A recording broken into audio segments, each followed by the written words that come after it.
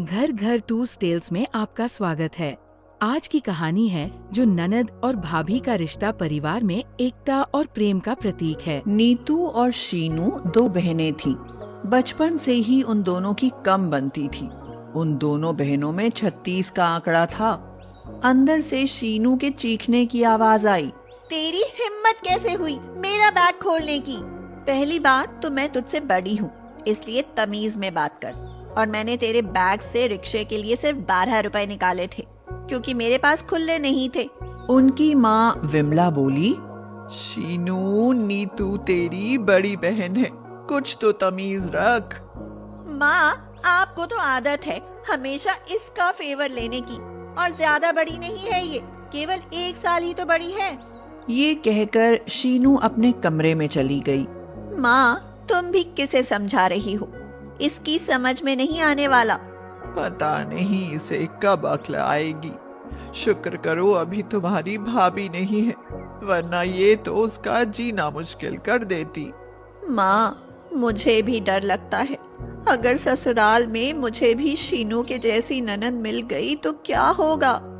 ननद तो होती ही लड़ने के लिए है। जानती है, जब तुम्हारी बुआओं की शादी नहीं हुई थी तब वो तुम्हारे पिताजी को भड़का कर मेरी खूब पिटाई करवाती थी।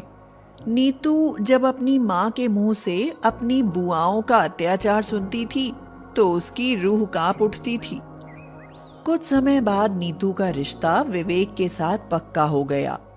विवेक की एक बहन थी, राशि। नीतू अपनी माँ से बोली, माँ, मुझे डर लग रहा है। डर? कैसा डर?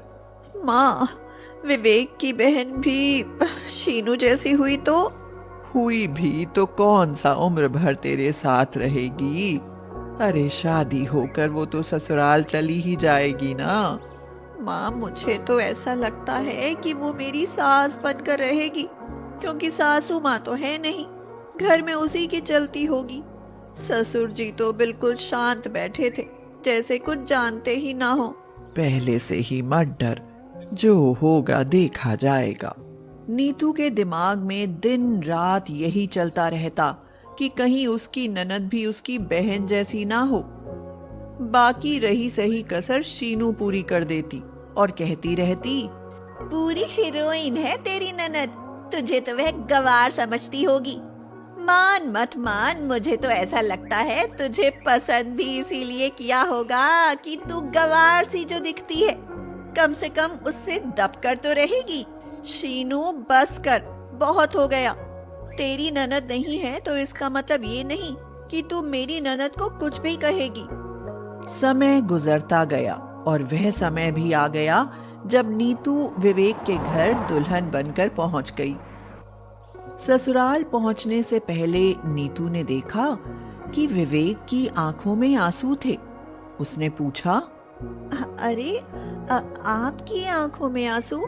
क्या हुआ विवेक? विदा होकर तो मैं अपने घर से आई हूँ, रोना तो मुझे चाहिए और रो आप रहे हैं। नीतू, अगर आज माँ होती तो दरवाजे पर हमारे स्वागत के लिए वो तैयार खड़ी होती, लेकिन ये सब तो भगवान की मर्जी से होता है। शायद भगवान ऐसा ही चाहते हो। आप दुखी मत हो। लेकिन घर का नजारा तो कुछ और ही था। राशि ने उनके स्वागत की सारी तैयारियां की हुई थी। राशि ने सारी रस्मों के साथ अपनी भाभी का स्वागत किया और कहा, भाभी, माँ नहीं है, इसलिए मुझे जैसा ठीक लगा मैंने वैसा किया, ताकि आपके मन में कोई अरमान न रह जाए। कोई कमी रह गई हो तो मुझे माफ कर देना। राशि की बात सुनकर नीतू का मन भर आया। वह बोली, इतना अच्छा स्वागत तो मैंने आज तक किसी का नहीं देखा। तुमने कोई कमी नहीं छोड़ी राशि, मैं बहुत खुश हूँ। राशि उन्हें अंदर ले गई। नीतू देखती थी कि राशि उसकी बहुत परवाह करती है। उस घर में सब कुछ नीतू की पसंद पूछकर किया जाता था। एक दिन नीतू की आंखें भर आईं। वह सोचने लगी, मैं कितनी भाग्यशाली हूँ जो मुझे ऐसी ननद मिली। बस अब राशि के हाथ पीले हो जाएं तो मैं भी अपना कर्तव्य पूरा करूं। उधर शीनू की भी शादी हो चुकी थी और कुछ दिनों बाद राशि की भी शादी हो गई।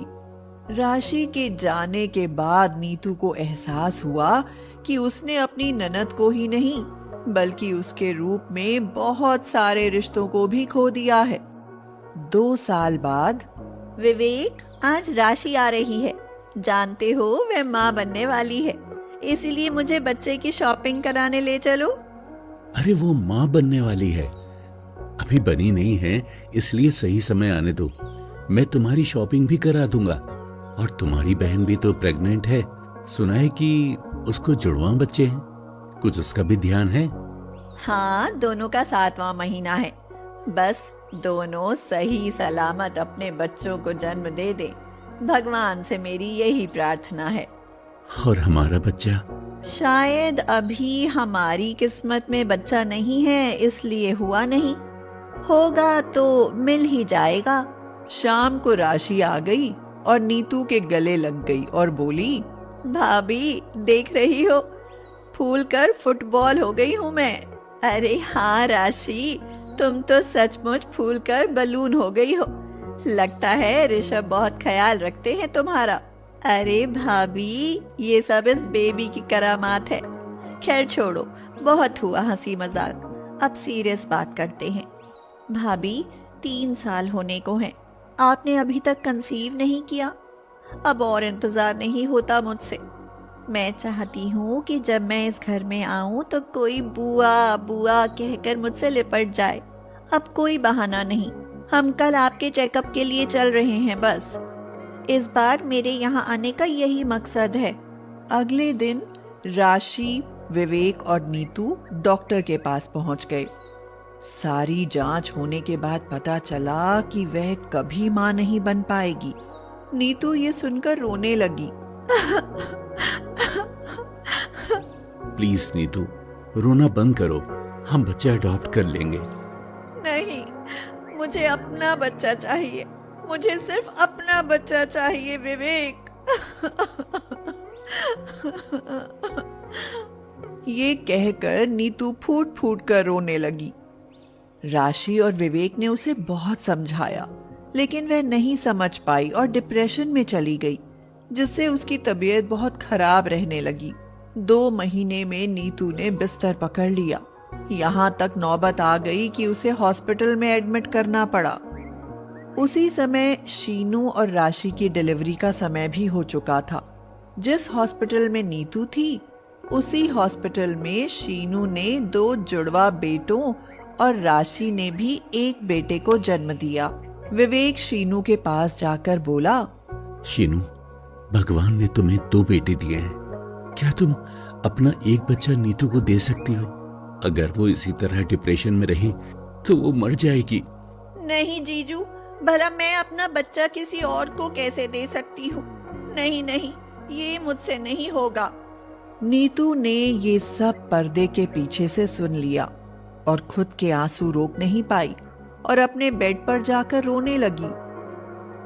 नीतू को देखकर शीनू और विवेक उसके पीछे पीछे चले गए तो देखा कि राशि अपने बेटे को गोद में लेकर नीतू के पास खड़ी थी और कह रही थी, भाभी इसे पकड़ो।